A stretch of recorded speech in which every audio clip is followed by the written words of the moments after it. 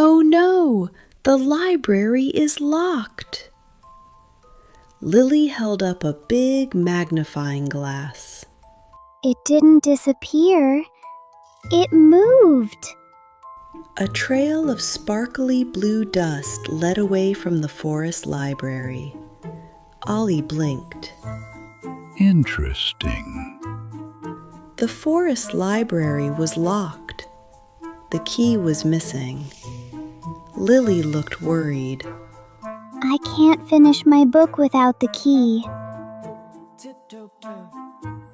What is that? Let's look carefully.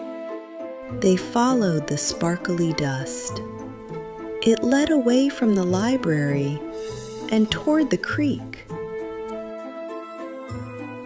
At the creek, they met Bruno. Did you see anything shiny?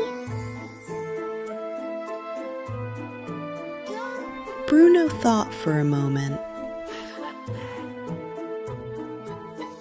I saw a shiny thing fly by, He said. It went that way.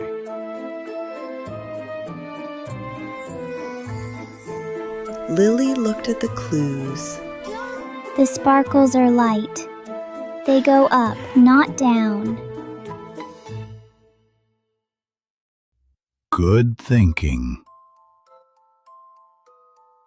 They looked up.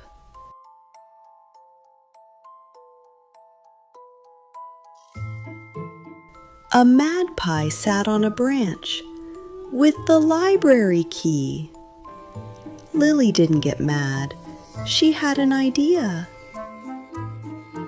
She held up a shiny tinfoil ball. The magpie chirped happily and traded the key. The library door opened. Lily smiled and hugged her book. Bruno brought warm tea and cookies. When something is lost, don't panic. Follow the clues. Lily nodded. The library was quiet again. The friends felt calm and happy. The adventure was over.